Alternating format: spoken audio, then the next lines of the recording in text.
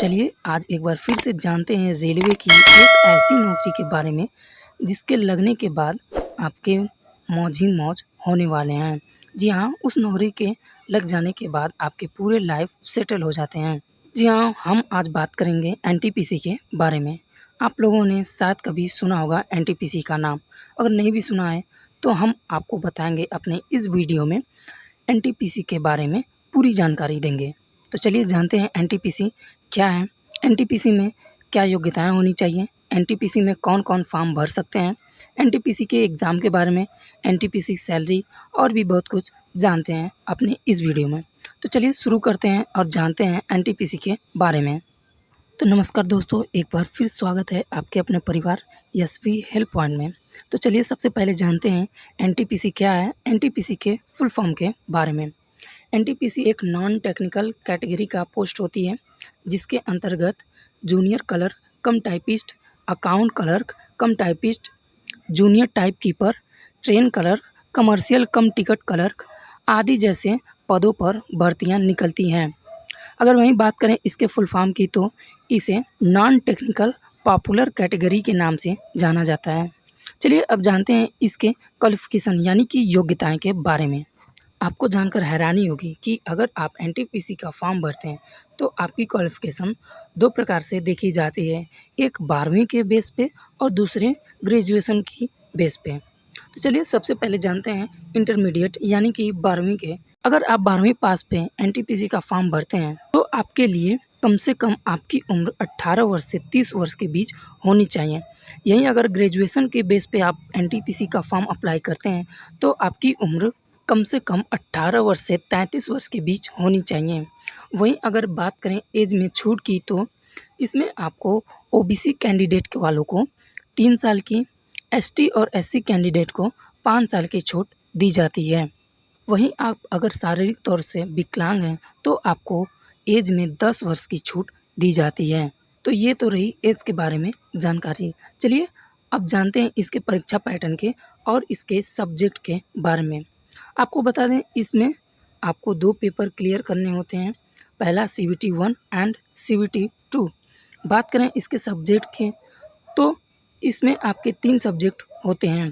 चलिए जानते हैं वो कौन-कौन से सब्जेक्ट होते हैं और उन सब्जेक्ट के अंदर कितने-कितने प्रश्न होते हैं और पूछे जाते हैं। सबसे पहले बात करेंगे जनरल अवेयरनेस के। इसके 40 प्रश्न होते हैं। बात करें दूसरे नंबर की तो इसमें मैथमेटिक्स इसके 30 प्रश्न पूछे जाते हैं। जनरल इंटेलिजेंट एंड रीजनिंग के 30 प्रश्न पूछे जाते हैं। जिसमें टोटल नंबरिंग की बात करें तो इसमें पूरे पेपर का नंबर 100 नंबर का होता है। जिसमें आपको टाइम की बात करें तो इसमें 90 मिनट का टाइम यानी कि 1.5 घंटे का टाइम दिया जाता है। ये परीक्षा ऑनलाइन होता है जिसमें आपको बहुविकल्पीय प्रश्न पूछे जाते हैं, जिसमें आपको 1/3 नेगेटिव मार्किंग भी होते हैं। सबसे पहले जानते हैं इसमें सीबीटी 1 एग्ज़ाम कैसे क्लियर करें। आपको बता दें जनरल ईडब्ल्यूएस कैंडिडेट वालों को 40% कम से कम मार्क्स लाने की आवश्यकता होती है।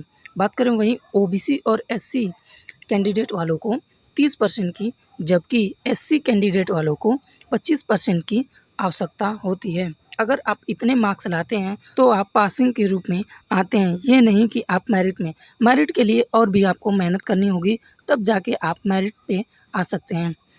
चलिए अब जानते हैं इसके आगे के बारे में। ये तो रही सीबीटी 1 की जानकारी। चलिए अब जानते हैं सीबीटी 2 के बारे में। तो सीबीटी 2 में भी 3 सब्जेक्ट होते हैं लेकिन इनमें प्रश्नों की संख्या बढ़ जाती है। चलिए जानते हैं उन प्रश्नों की संख्या के बारे में। सबसे पहले बात करें तो जनरल अवेयरनेस, इसके 50 प्रश्न हो जाते हैं। मैथमेटिक्स की बात करें तो इसमें 35 प्रश्न हो जाते हैं। जनरल इंटेलिजेंट एंड रीजनिंग के 35 प्रश्न हो जाते हैं। टोटल प्रश्नों की बात करें तो 120 प्रश्न हो जाते हैं। जिसमें टाइमिंग की बात करें तो टाइमिंग आपको सेम रहते हैं यानी कि 90 मिनट ही, 1.5 घंटे का आपको समय दिया जाता है। इसमें भी आपको नेगेटिव मार्किंग देखने को मिलते हैं। बात करें अगर पासिंग मार्क्स के लिए तो वही सीबीटी 1 वाला भी इसमें रहता है। बात करें स्किल टेस्ट के बारे में। अगर आप स्टेशन मास्टर और ट्रैफिक असिस्टेंट के लिए अप्लाई करते हैं तो आपको सीबीएटी यानी कि कंप्यूटर बेस्ड एप्टीट्यूड टेस्ट देने होते हैं और अन्य लोगों के लिए ये टेस्ट नहीं होते हैं। बात करें और पोस्ट के लिए तो इसमें TST यानी कि स्किल टेस्ट होते हैं, जिसे टाइपिंग स्किल टेस्ट कहते हैं। इसके बाद आपका DV होता है। चलिए जानते हैं अब इसकी सैलरी के बारे में। आपकी सैलरी 2 तरीकों से दी जाती है। सबसे पहले जानते हैं 12वीं वालों को कितनी सैलरी दी जाती है। 12वीं वालों की बात करें तो आपको 19,900 से लेकर 21,700 रुपये तक दिया जाता है। वहीं बात करें अगर ग्रेजुएशन बेस के लेवल पे तो 25,500 से लेकर 35,400 रुपये प्रति माह सैलरी दी जाती है, जिसमें फर्स्ट AC का पास, रहने खाने की सुविधा, हॉस्पिटल सुविधा, छुट्टियों की सुविधा और भी अनेक सुविधाओं से इस रेलवे में दिए जाते हैं। तो बस ये रही NTPC की जानकारी। कैसी लगी जानकारी? आशा करते हैं ये जानकारी हमारे द्वारा दी गई आपको स्पष्ट रही होगी। अगर आपका भी कोई सवाल है तो हमें कमेंट करिएगा। अगर आप भी कोई अपनी टॉपिक पे चाहते हैं वीडियो तो हमें कमेंट करिएगा। चलिए मिलते हैं अगले वीडियो में, तब तक के लिए धन्यवाद। जय हिंद।